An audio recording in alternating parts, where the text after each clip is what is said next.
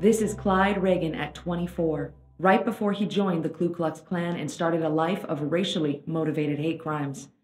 Here's Clyde Reagan now, awaiting death row for the murder of 2 black construction workers 20 years ago.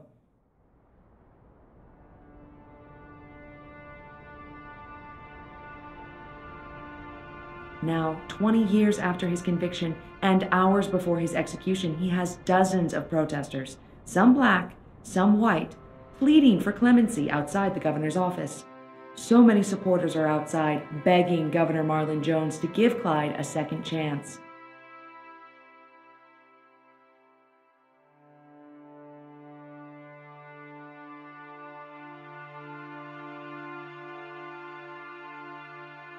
Governor Marlin Jones could not be reached for questioning. However, we were able to get an exclusive interview with Clyde Reagan.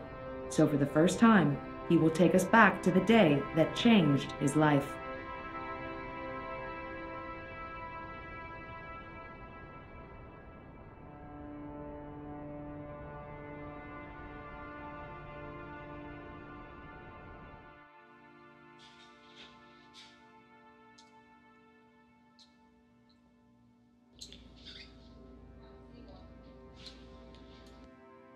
Clyde, please take us back to that fateful day.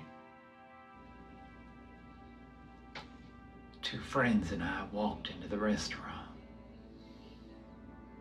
We'd all just been smoking PCP. As we sat down, 2 black men walked in and sat down. The 2 friends leave because they didn't want to eat with the black men. Why didn't you get up and leave? Because I was racist, ignorant, and high. What did you do next? I stood up, shot them both, ran out the restaurant. Just hours after the shooting, Clyde was arrested and charged with capital murder.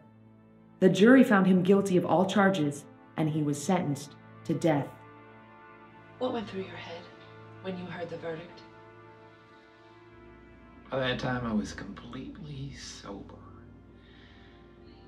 So the first thing I thought after I heard the verdict was, good. Good. I am a firm believer that Clyde should be granted clemency. And what makes you feel this way? No one is born a racist. Racism is something that is taught. Clyde grew up in a racist household. He's a product of his environment, just like so many young African-American kids today. You see, gangs are a second home to Black and Hispanic kids. And the Klan started out as a second home to white men who came home from the war and had nothing. So, when did you begin to feel this way? It was during the 5th year of his incarceration, and he wrote the book called My Forefathers Lied. My Forefathers Lied was the first book to be written by Clyde. The book was an instant hit. He then wrote the book, Columbus Was a Racist Too, which earned him a Nobel Peace Prize nomination. For your 3rd book, We Stole History, you received plenty of threats. Yes, but how can you threaten someone who's already dead? What was your overall message behind that book? My message was truth. So many blacks are misinformed on their own history. It's sad. Took their history away from them. How did you feel when you won the Nobel Peace Prize for your 4th book, I'm Sorry, Dr. King? I felt good. What about all the people who protested against your winning? and those who still feel that you should be executed. I don't blame them. Watched a lot of black men get beaten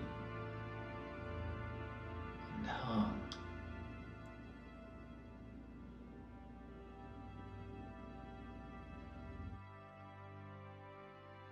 I remember when I was 16, my boyfriend and I were leaving a movie theater. And we were approached by Clyde and 4 other men. They grabbed us, threw us into the back of a pickup truck, took us to the woods,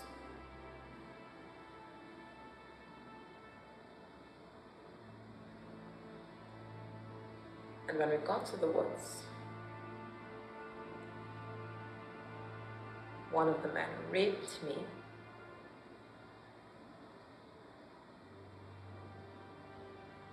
and Clyde and 3 other men beat and hung my boyfriend.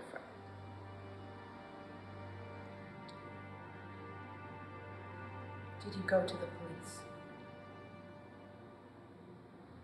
Yes. What happened? One of the cops claimed that he knew Clyde since he was a little kid and that he would do no such thing. And then they arrested me for making a false report. How do you feel about Clyde Reagan now, after so many years, and all the work that he's done for the Black community?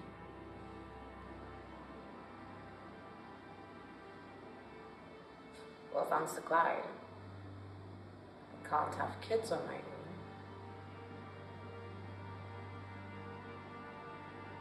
But I hope that that cracker burns in hell with the rest of his racist piece of shit ancestors.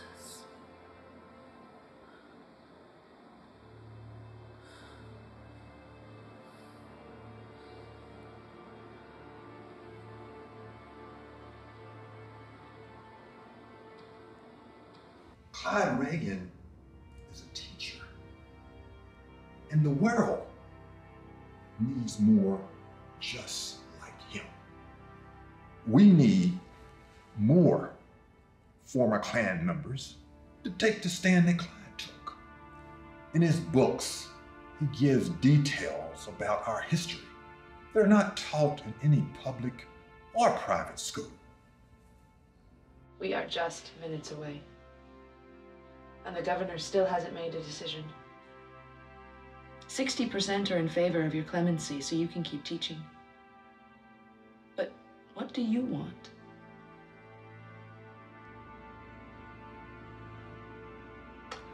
I just want change.